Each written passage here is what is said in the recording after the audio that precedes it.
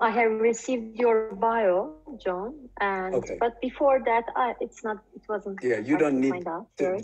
Believe me, you do not need to read that. I hope you don't read it. Just a few words or whatever introduction you want to make. Yeah, let's keep it as human as possible. We make it short. Okay. Zimra is going to welcome you, and I'm shortly going to welcome you, but we make it short. Okay, that's fine. It doesn't be a big deal. The big deal is that we're all together. Yeah. But it's a kind of warm up, isn't it? People, when we are reading your bio, it's important to have an introduction. Yeah, for sure. Introduction, for sure. And also to set an intention. So now, when did the conference start? Yesterday. Okay, so right. And how many people do you have in attendance altogether? 190 altogether. Great. Yeah. And from how many different countries? Like 7 or 8 or but it's the prevalence is different. Yeah, one from US, one from Macedonia. No, but you have people from Iran, right? And from Iran, Israel, and Wonderful. Yeah. I probably know some. Ireland. Yeah. Ireland. Okay. We haven't counted the countries, but there's quite a lot, from all over Europe. Georgia. There was someone from Georgia yesterday. Georgia. Okay, well, I'm ready whenever you are. Yeah. On the black. We'll go. We have an hour and a half. Is that correct? Yeah, with the question and answer Q&A, it's 1 hour and a half, and you send a diagram, and that you can also inform me when show. And you'll just put it up on the screen. Thank you. Okay. Thank you. Herkese merhaba. Ben İngilizce devam ediyorum. Hatice çeviriyor olacak. Yeah, this is Zimra Atalay. Welcome, John. And first of all, I would like to welcome you on behalf of Minded. It's the Turkish Mindfulness Teachers Association, supported by EAMBA. And we are a baby association, actually. We have 60 teachers, 60 members. And your support and contribution has a great value for us. I would like to thank you. In a whole introduction, I will thank you several times. And most of our audience is from Turkey, and the rest is from all over the world. As you know, we were planning to meet in Istanbul by the view of Bosphorus, but unfortunately, it turned out online. It has pros and cons, but we can reach lots of people, and you can also contribute us by this way. And most of the people in the audience, you probably know John. if you're in the mindfulness, then it's impossible not to know him.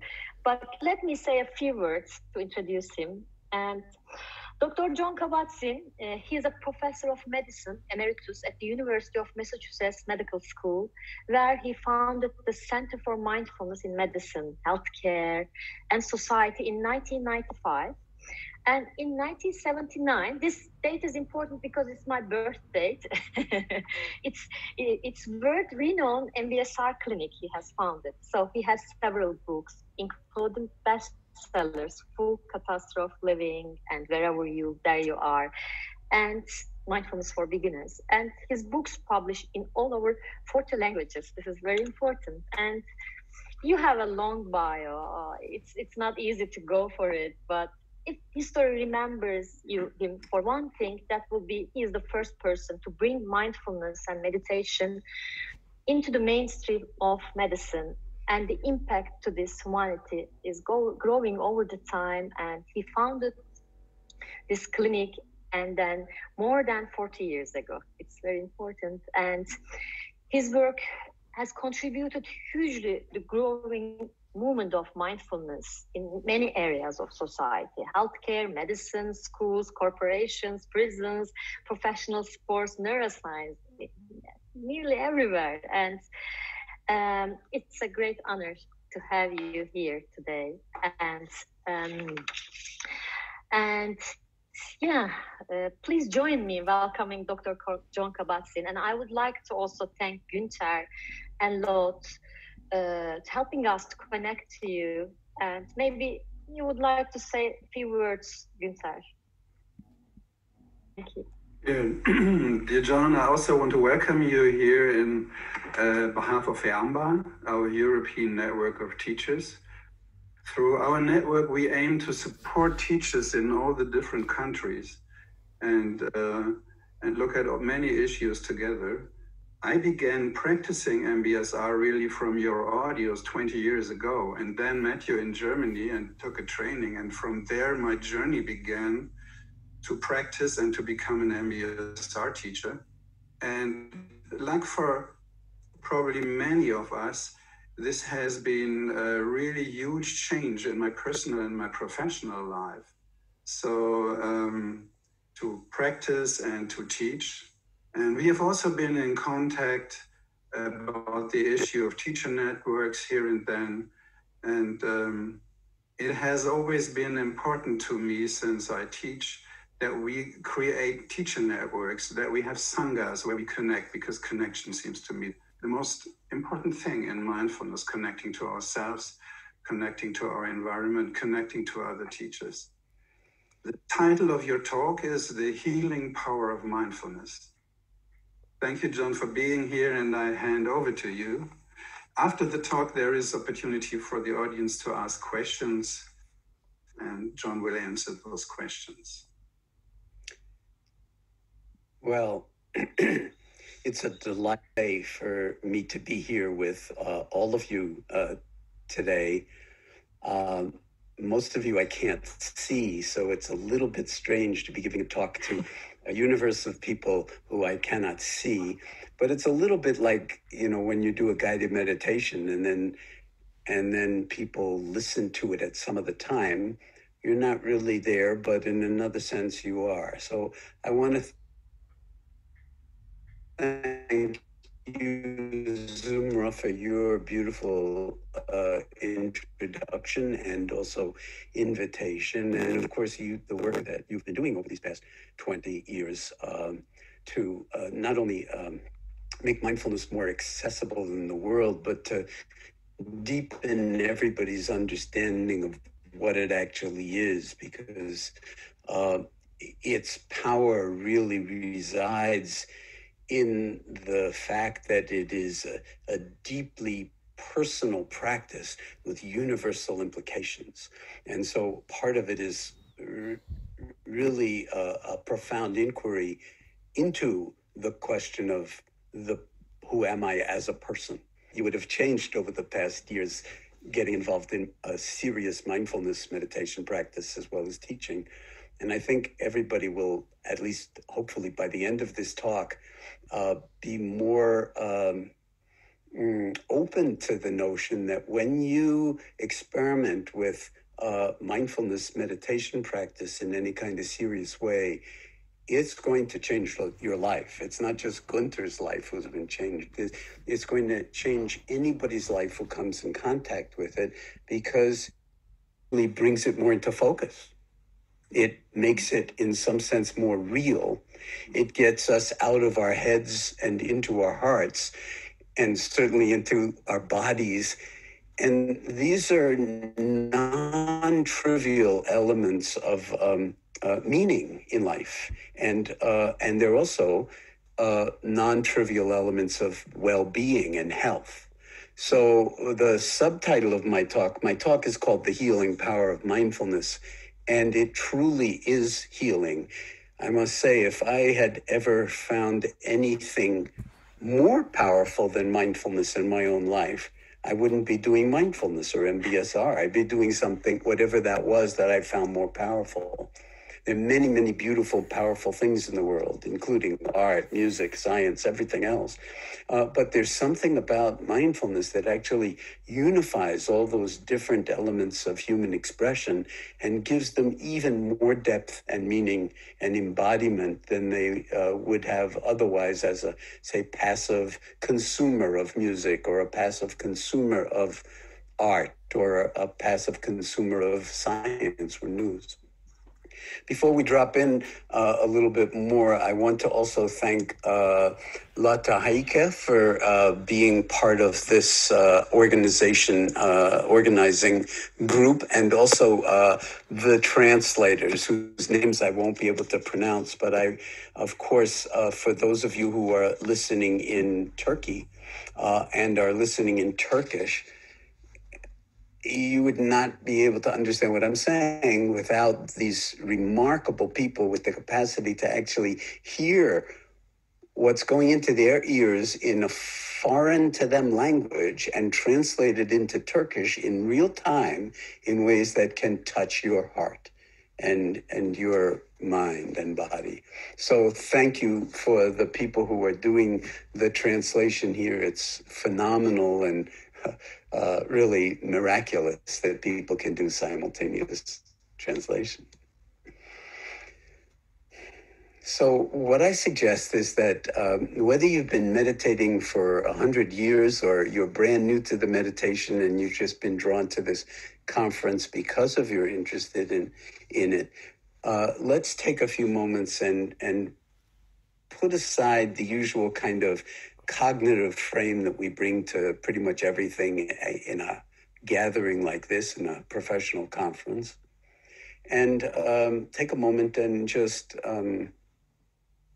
drop in on the experience of being present. Now, had there not been a global pandemic, almost all of us would be in the same amphitheater or same room in some giant building in Istanbul.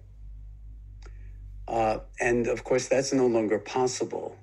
And so globally, we're experiencing this imposed sense of isolation that's not really simply a sequestering of ourselves because we're afraid of getting the virus, but an act of compassion to not be too close to other people, physically speaking, because the virus is such a profound transmission of suffering and of death and of disease and illness, that it's an act of compassion to keep ourselves separate from other people, to wear masks, to be extremely cautious at this particular moment so that we don't have resurgences of the pandemic and every country is dealing with it differently. My country is dealing with it in appallingly incompetent ways.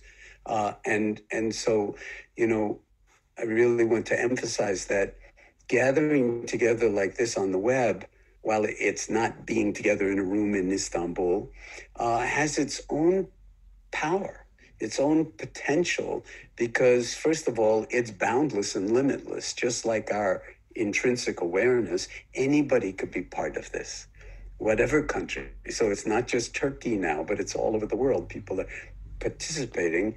I'm phoning in, so to speak, from the United States.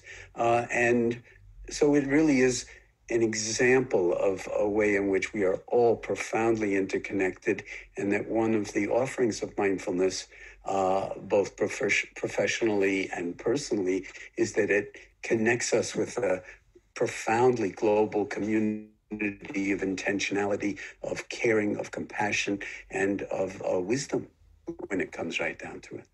And that's an ongoing cultivation. It's not like anybody is particularly wise, but when we learn how to get out of our own way, for instance, just that makes us a lot wiser. So let's take a few moments and simply position ourselves in front of our screen, strange as that really is. You can close your eyes if you feel comfortable with it, but it's perfectly fine to keep your eyes open. And if mindfulness required us to keep our eyes closed, it would hardly be of any value at all, because the real meditation practice, as I'll emphasize, is life itself. And we can't go through life with our eyes closed, although sometimes we do go through life with our mental eyes closed. We go through life with our hearts closed. We go through life cut off from our bodies often. So this is an invitation, no matter how old you are, no matter where you are in the world, to simply take a few moments and fall into or glide into being fully present.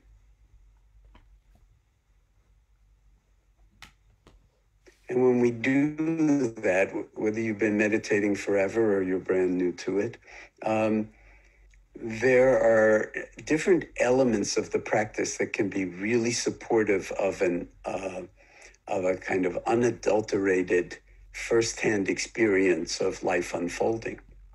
So one would be the beauty of recognizing that the body sitting here, lying here, whatever posture it's in, is engaged in an ongoing exchange with the world. An ongoing exchange with the world. And the most prevalent or prominent element of this exchange is what we call breathing.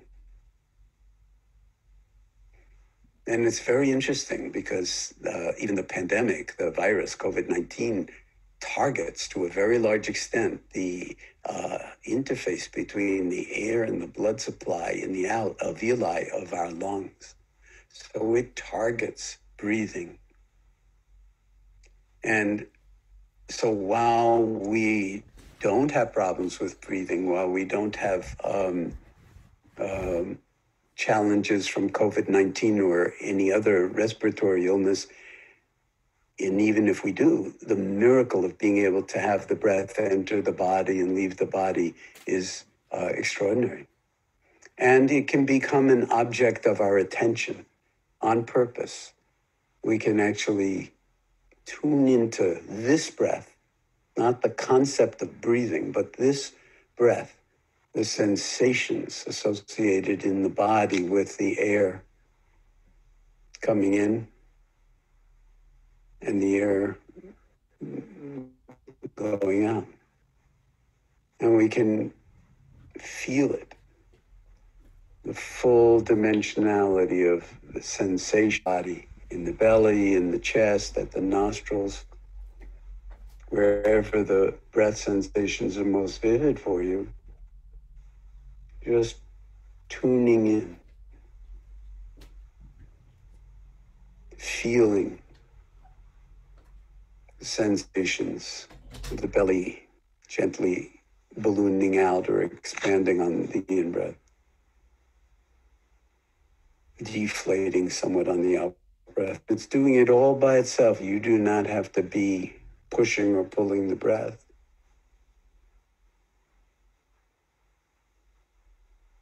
And you can simply ride on the waves of your own breath sensations, moment by moment by moment.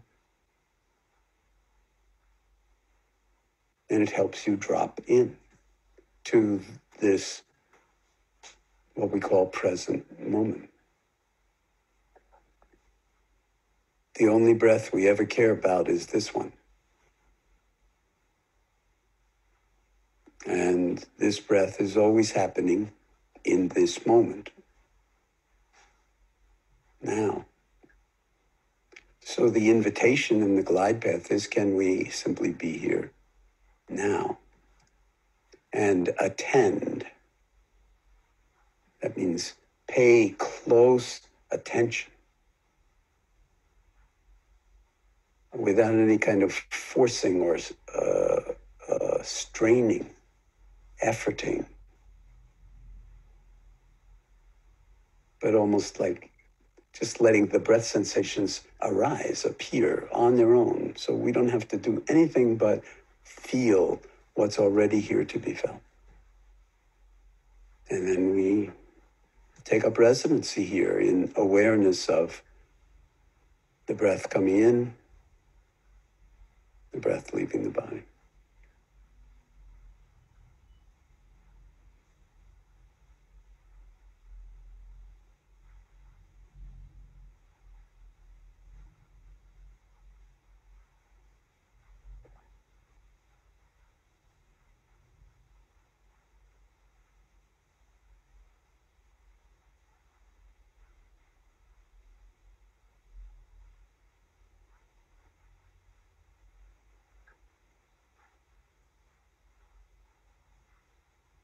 So here we are all together, breathing together.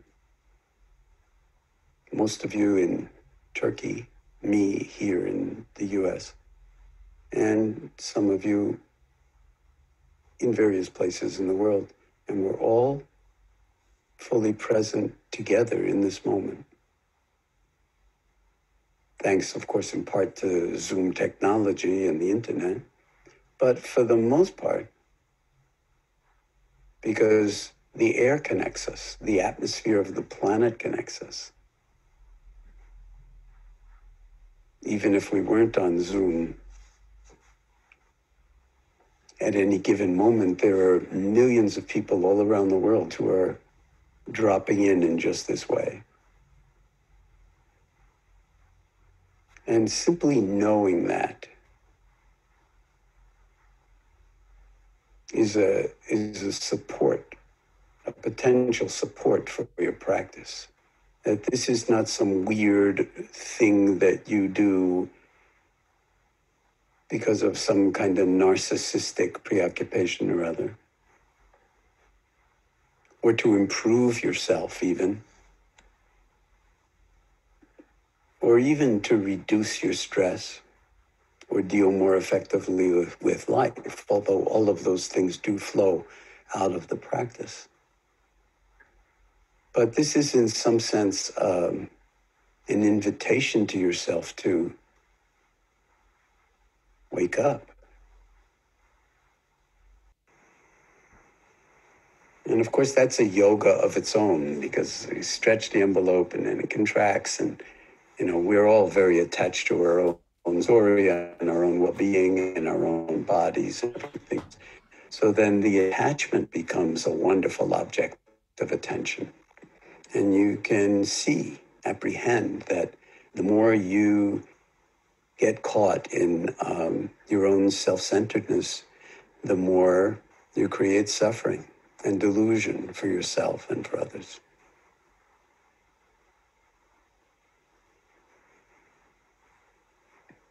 Now that can all be felt in one in-breath or one out-breath, so I don't want to belabor the point, but to simply invite us to notice that taking our seats in this way and dropping in on the breath puts us in touch with not just that our ability to pay attention to one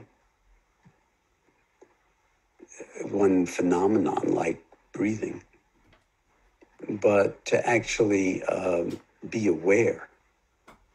The attention leads us into attending, which leads to residing in awareness. And that awareness isn't just of sitting here breathing. Sounds are coming in through the ears. If your eyes are open, sights are coming in through the eyes. There are an enormous number of things that are going on in any particular moment in our lives. And the beauty of mindfulness or pure awareness is that it can hold it all.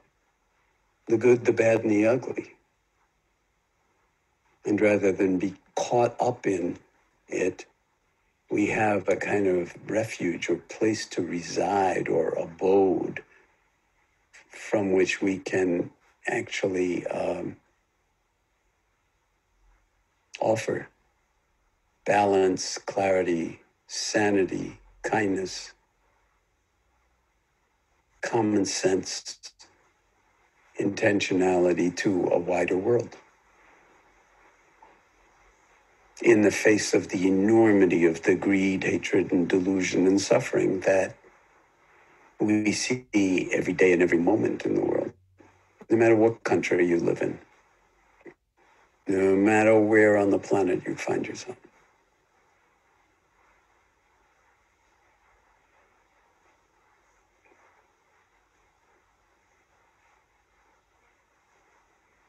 Of course, as we sit here breathing, you're listening to a steady stream of words from me. And I am intending to say exactly what I'm saying. But I want to remind you that you can drop under the words into a silence that's always here. inside words, underneath words, between words, underneath thought. Not my thoughts, but yours.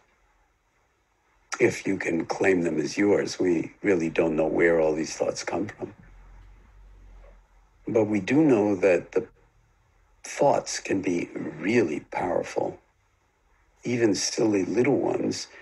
And one of the ways in which they're so powerful is that they take us away from the present moment and pull us into the thought stream or the waterfall of the cascading mind.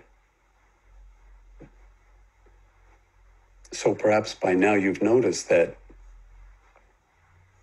in this guided meditation, your mind may have been wandering from time to time onto other things, or judging what I'm saying, or trying to understand it, or feeling uncomfortable, whatever it is. And then we lose touch with the present moment. We fall out of awareness. And that's just part of being human, but we also notice that we can fall right back in. And that we can learn to actually somehow take up residency in awareness itself, bit by bit. The body being a great place to start, not just breathing and breath sensations, but all sensations, the entire universe of sensations in the body, sitting here, lying here, breathing, whatever posture you find yourself in.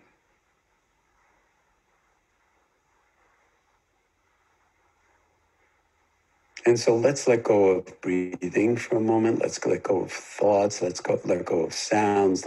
Let go of whatever is arising in the field of awareness, and simply sit with an awareness that's so big, so sky-like, so space-like, that it can include effortlessly thoughts, emotions, sensations, the breath, everything. And we're resting in this awareness.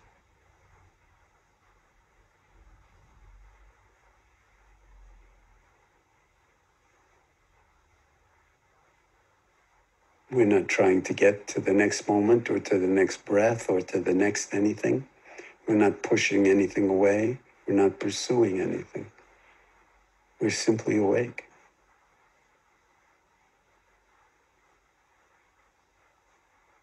Simply attending.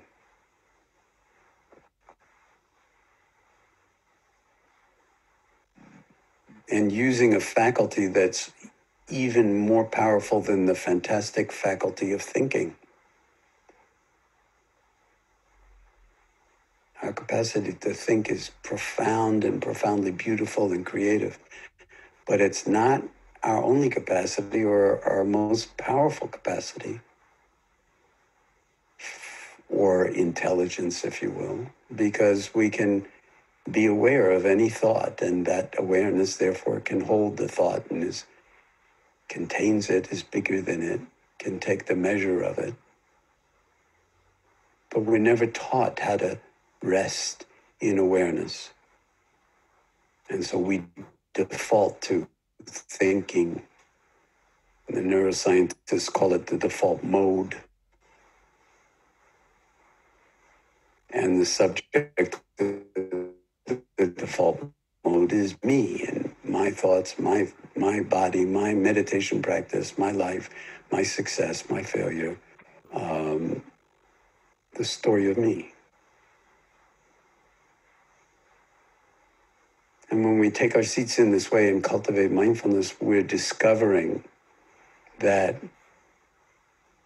those personal pronouns we use, I, me, and mine, are tiny compared to the true dimensionality of being human in the form of you, in the form of all of us.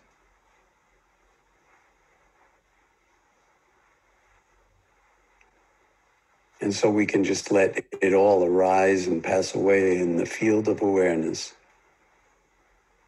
apprehending it all,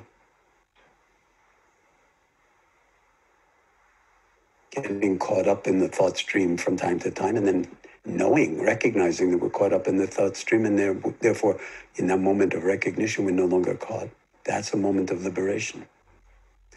And the more you string these moments of liberation together in this timeless domain we call now, in other words, the more you practice this formally, the more you actually realize the full dimensionality of human intelligence, of human creativity, of human kindness, of human awareness.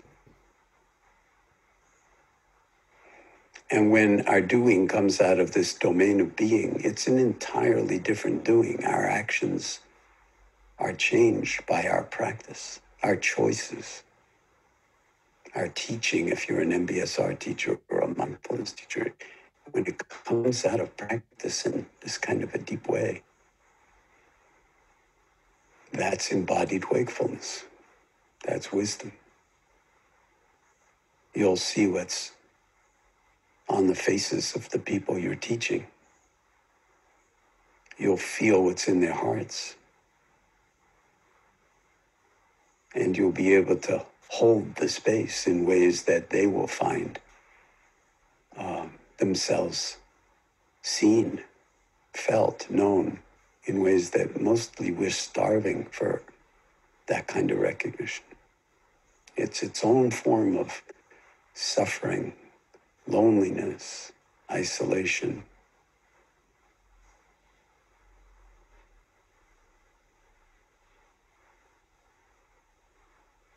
So resting here in what we call choiceless awareness or open presence as best you can. And if the mind gets really disrupted or turbulent, you can always come back to the breath sensations in the body, to your breathing, to the belly, to the chest, to the nostrils, to the whole breath, body breathing.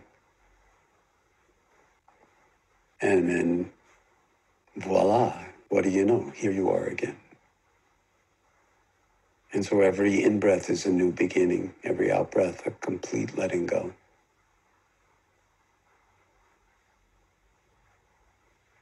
And taking your seat in this way is really a radical act of sanity and a radical act of love.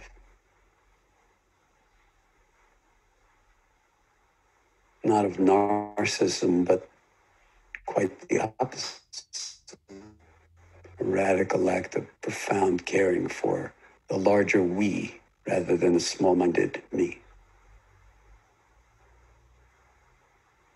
But in a way that's gentle and kind and doesn't beat ourselves up for being self-centered and narcissistic, because we all are to one degree or another. But when we recognize it, that's the gateway to liberating ourselves from it. The gateway to real embodied freedom. And this has implications for society as much as for your own individual health and well-being. Because you can't be healthy, fully healthy in a society that's suffering from profound illnesses of one kind or another, based on greed, hatred, delusion, othering, fundamental institutional injustice. We're dealing with this big time, as you probably know if you watch the news in the United States.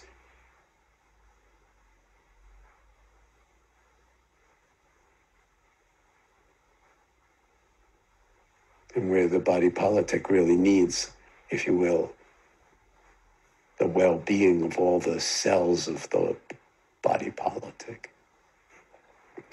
And each one of us is one of those cells.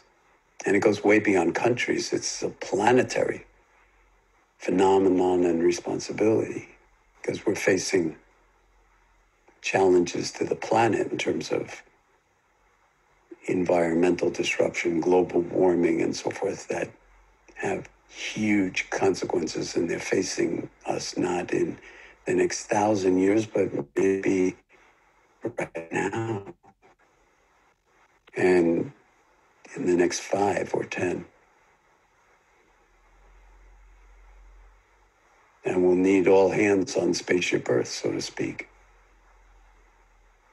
to do each one of us what we are called to do to heal not only ourselves, but the world. To take care of the children, the elderly,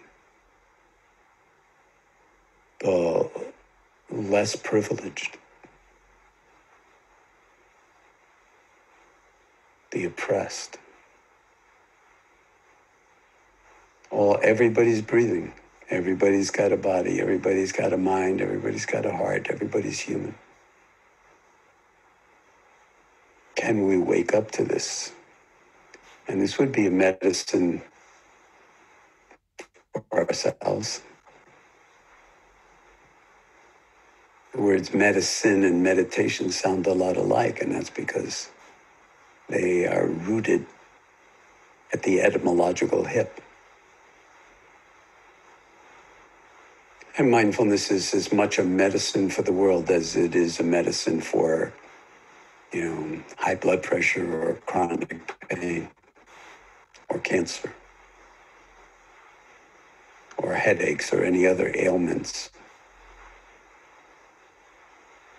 that has been shown to be profoundly valuable and healing for.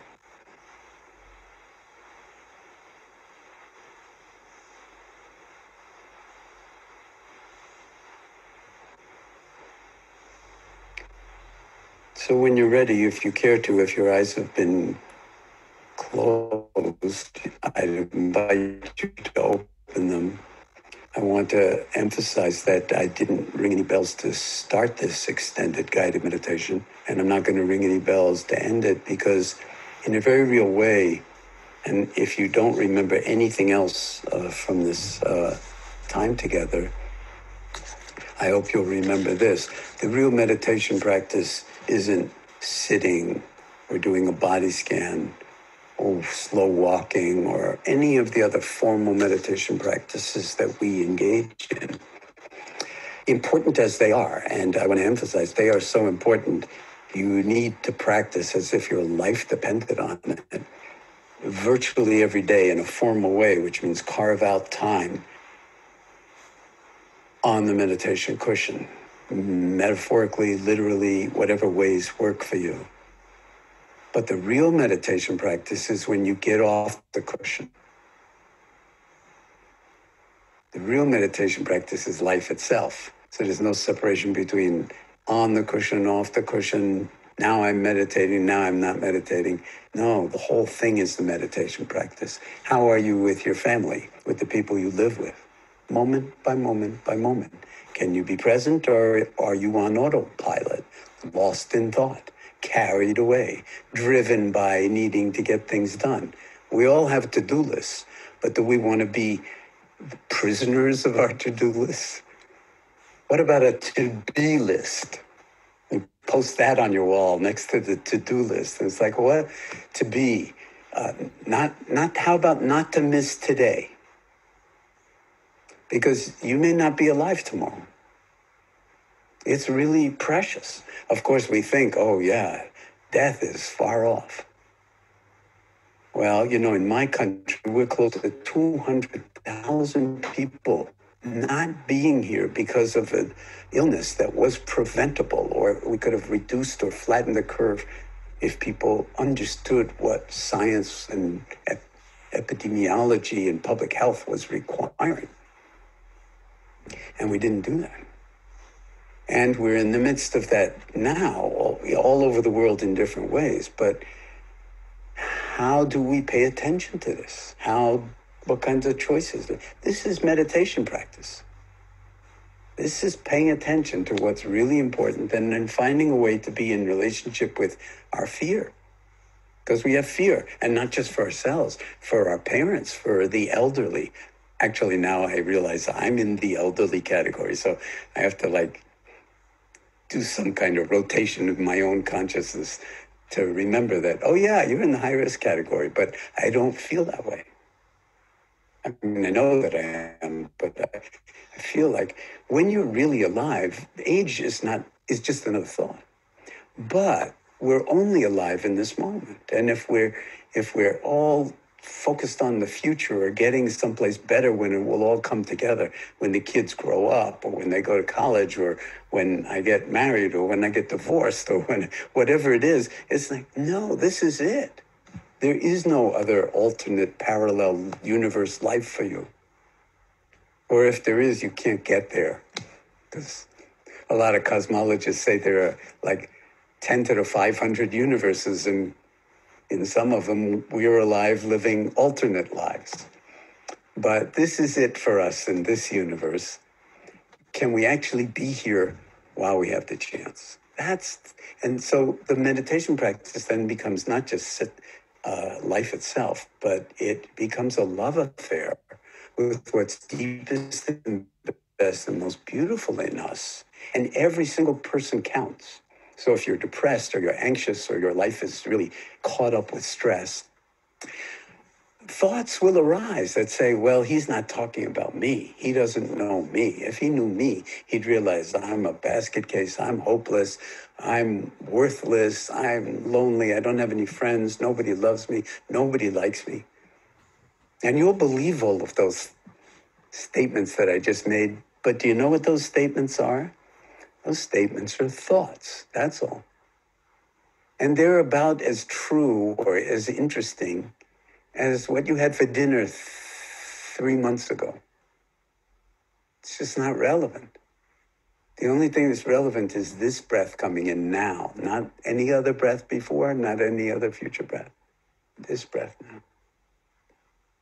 And not just this breath, but this body, this heart, this mind that can experience this breath coming in. It's miraculous. The greatest neuroscientists, they have no real understanding of what awareness is, or even what a thought is. And yet we're plagued by thoughts. That's why mindfulness-based cognitive therapy is so valuable for people with, major depressive disorder, or even any kind of depression, because as soon as you realize that when you believe your thoughts, you're in prison. And when you no longer believe them, you're seeing them as thoughts. You're seeing them as weather patterns in your own mind and how it affects your body, including how fast you breathe or how. As soon as you see that, you're not caught. That's a moment of liberation, of self-liberation. It's like touching a soap bubble. We've all had this experience. You have a beautiful soap bubble, you touch it, and it goes poof, okay? You have the most beautiful thoughts, or the most toxic thoughts, and you touch it, you're no longer imprisoned by it. That's liberation. If mindfulness is a liberative meditative practice, if it's not about freedom, it's not mindfulness. And you can trace that all the way back to the ancient roots of meditative practice in the Buddhist tradition, in the Vedic tradition, in all traditions. It is for the purpose of us to wake up. And waking up is freeing us from the prisons we construct for ourselves, whether it's depression, whether it's chronic anxiety, whether it's unbridled ambition that actually causes a lot of harm to other people because we're only interested in getting ahead ourselves and we don't care. So there's an insane beauty to this practice that's actually infectious. I like to think of it as a virus.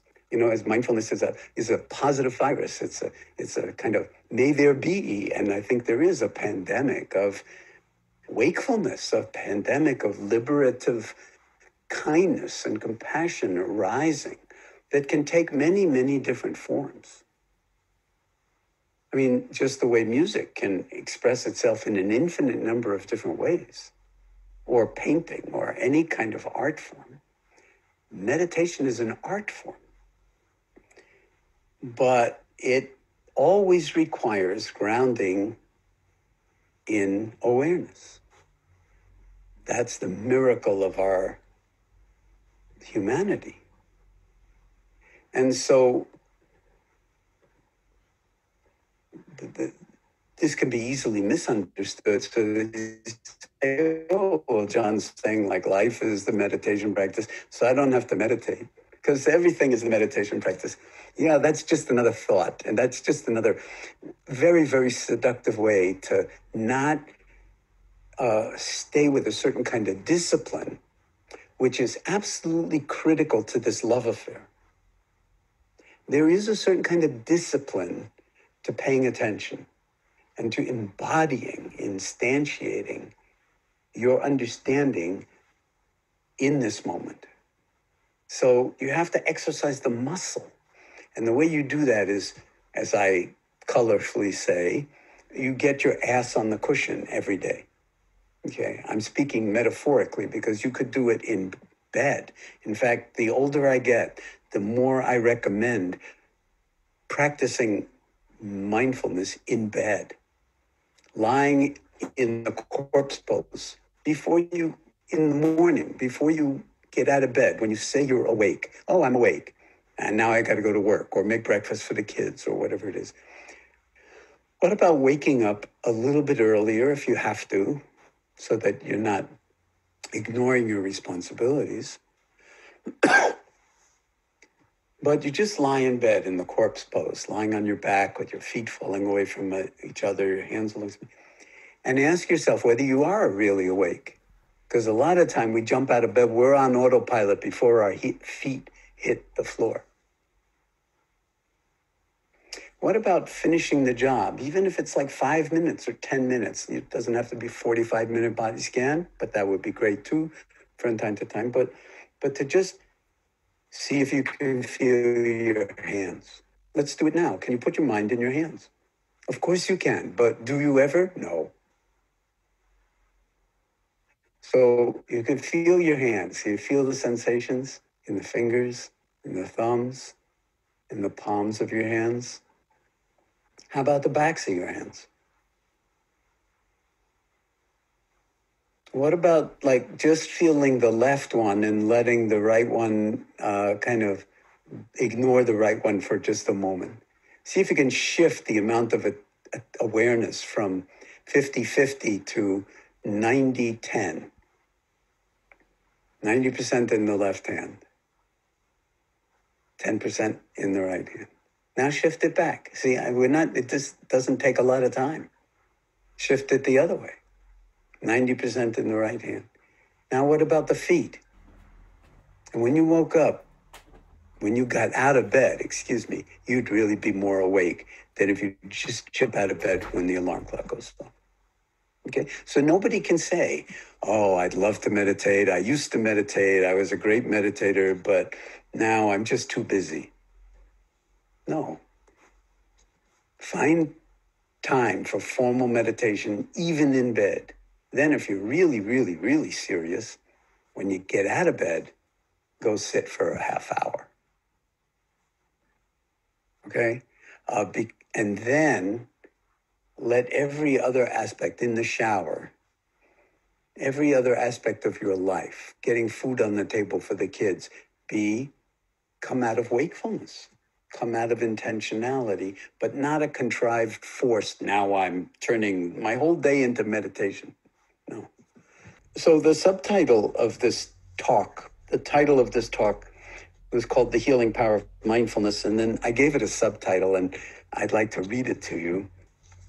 Why your own personal meditation practice can change your life, improve your health, and nurture our world in a dystopian time.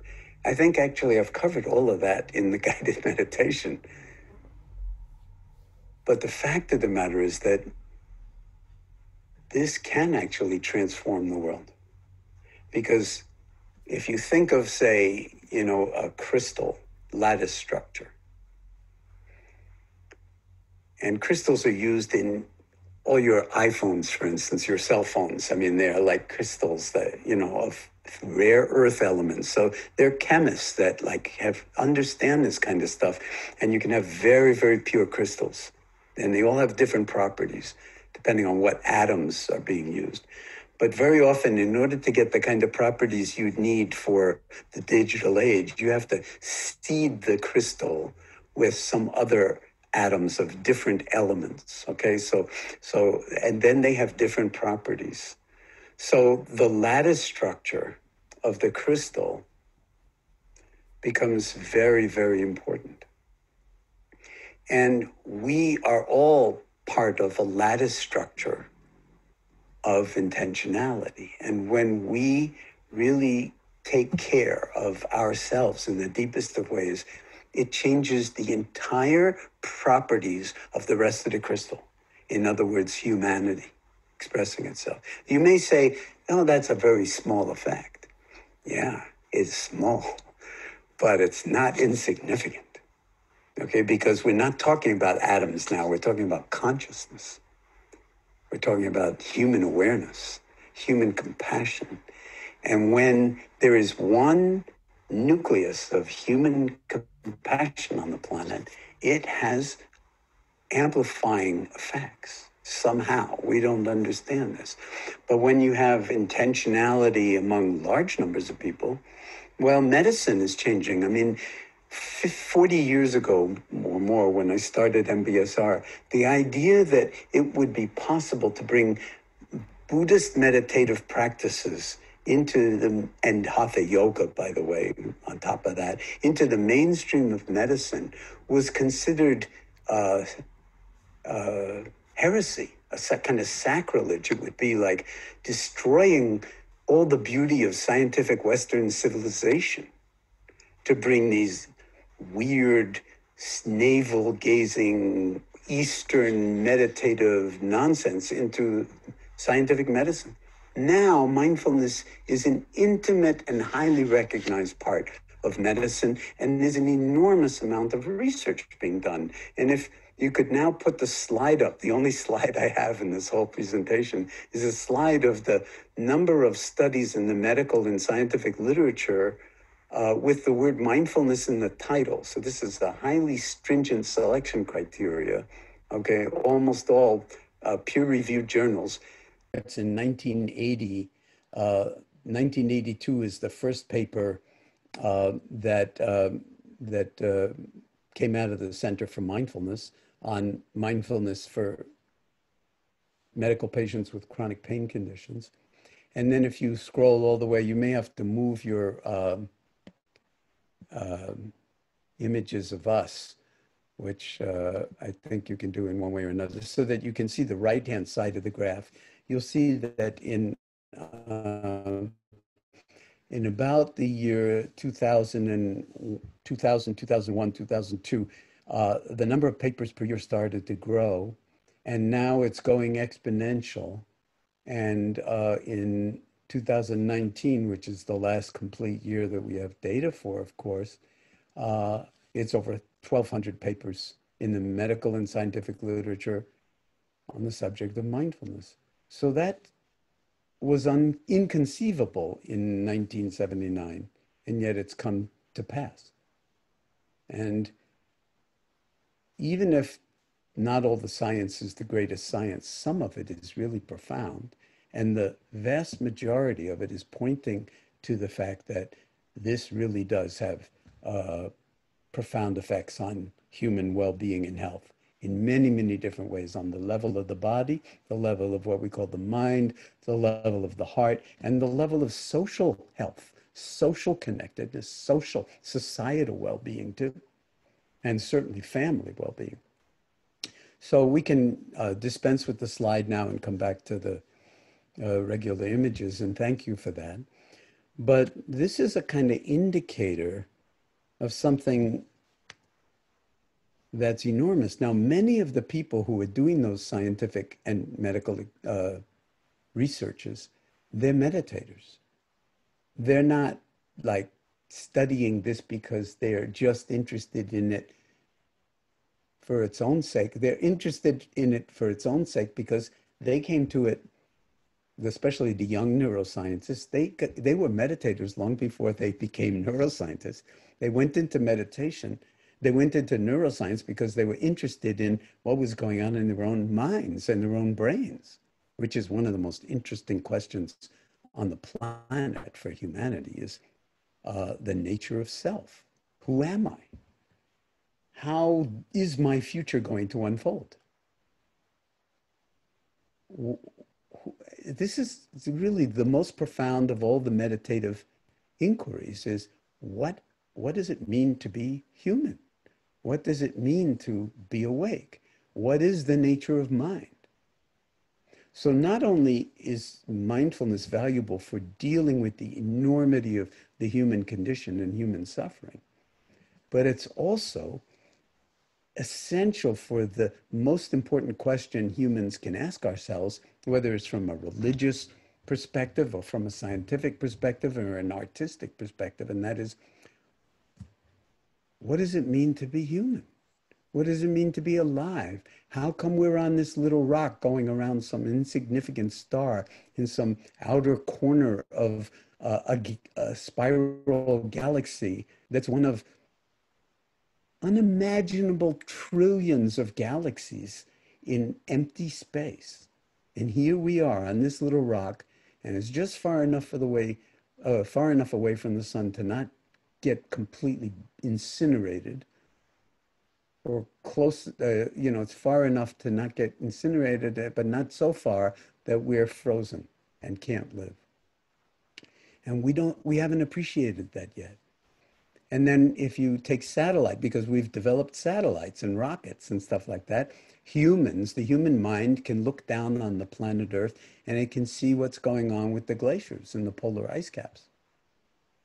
And if you see over the past 50 years what's happened with the glaciers, it's like they're going away very, very quickly. Is that an object of meditative awareness or not? It better be, because we could be meditating on a meditation cushions and turn the planet into Venus, which wouldn't be too healthy for our children.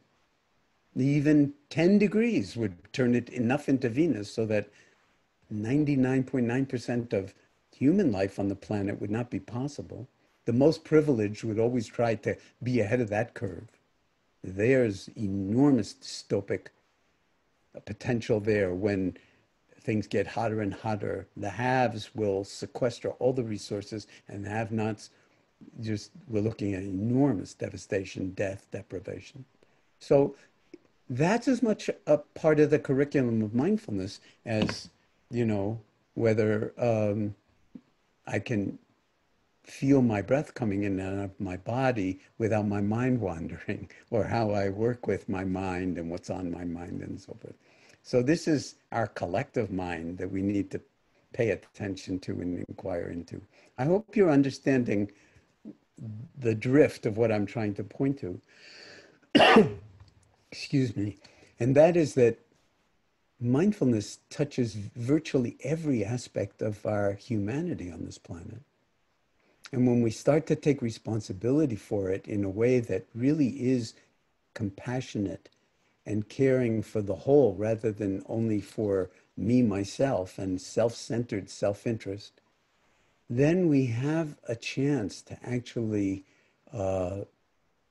minimize harm and maximize well-being, no matter what the circumstances are that we find ourselves in, whether it's a global pandemic that is still with us, whether it's global warming, or whether it's all of these dystopic forces on the planet that are actually extremely dangerous because they threaten our intrinsic freedoms as human beings to live the lives that are ours to live, and in the ways that we choose to live them, with, again, causing minimal harm, maximal good. So that's a medicine for the planet. So that's why I entitled the talk what I did.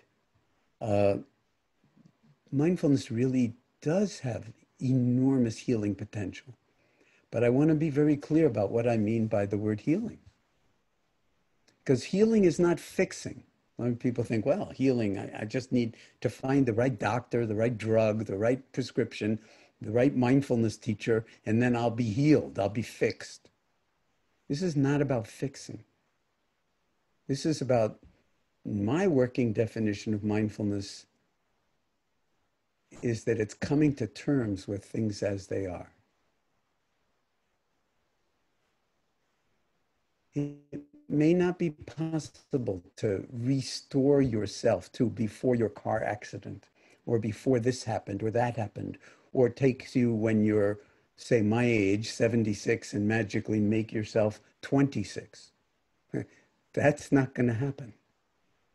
But can you come to terms with how things are right now for you? And when you do, through a process like MBSR, which when we start to practice in MBSR, there's a certain amount of learning that goes on. We learn about our breath. We learn about how good it feels to actually ride on the waves of our own breathing and to step out of the past and the future and just be in the present moment, even for a moment or two. That learning, what does that do for us? It catalyzes growing of a certain kind. We grow in our minds, we grow in our hearts, we grow more confident of being, no matter what's wrong with us, that there's more right with us than wrong with us, so that we don't just go around thinking of ourselves as a diagnosis or a problem or depressed or whatever it is, but as whole, W-H-O-L-E, which is the root meaning of the word health, healing, and holy. So coming to terms with things as they are means putting the welcome out for the actuality of things, and then seeing that when we bring open-hearted spaciousness to it, there are an infinite number of profound possibilities for threading our way to wholeness, to health, to a profound recognition of the beauty of being human. Now, I'm very well aware that I'm speaking to mostly people in the country of Jalaluddin Rumi. So he understood this like nobody's business over 900 years ago. And his legacy in your culture is phenomenal. I'll just share one poem with you. I don't know if this is going to stretch the translator's capacities, but it's very short and it's very easy to translate. It doesn't have to be perfect in Farsi or in, Turkish or whatever. Today, okay, starting with now, today, like every other day, we wake up empty and scared. Don't open the door of your study and begin reading. Take down a musical instrument. Let the beauty we love be what we do. There are hundreds of ways to kneel and kiss the earth. Today, like every other day, we wake up empty and scared. Don't open the door of your study and begin reading or thinking. Take down a musical instrument. The closest at hand is the body. Let the beauty we love be what we do. That's going from being to doing. There are hundreds of ways to kneel and kiss the earth. So there's no one right way to practice mindfulness. There are an infinite number of wrong ways to practice mindfulness. Don't get me wrong. There are lots of people out there who claim to be teaching mindfulness and they don't know what they're talking about. And maybe they've just gotten it out of books. But there are an infinite number of ways in which mindfulness can authentically be expressed in the world and embodied in the world and practiced in the world, cultivated in the world. And the world is starving for every single one of you who is out there doing this, who is deeply empowered by your own meditation practice and by your teachers and who first introduced you to mindfulness and so forth. This is part of that love affair. And Rumi talks about it in those terms. It's a love affair. with life itself and how easy it is to fall into darkness, how easy it is to fall into ignorance, greed, hatred, delusion, and miss what's right under your nose or right under your bed. Hidden treasure. Here's the hidden treasure. And we need to treasure it. Now, this is complex to translate because there are lots of different meanings of the word treasure in English, but to treasure it means to really appreciate it. And in some sense, the only way to really appreciate mindfulness is to live it as best you can without having to be perfect. Because if you try to perfect this and think of yourself as some kind of holy spiritual person that doesn't have any more work to do, or you're Mr. Mindful or Mrs. Mindful or whatever, that's a hell realm. That's really huge ignorance. But when you are willing to work with it in this way, then it can influence every aspect of your life and meet exactly the healing needs of not just medicine and healthcare and society, but the planetary needs for healing, to bring things into a certain kind of balance for the sake of our children's children's children's children's children. So I've talked a lot. I want to now give us an opportunity to dialogue for the rest of the time that we have together. So we'll just open it up to questions, and I'll let Zumra or whoever is going to do this tell you how to ask questions, if you're going to ask them in Turkish, if you're going to ask them in English. And we have simultaneous translation. I want to, before we go to question and answer, just honor the translators.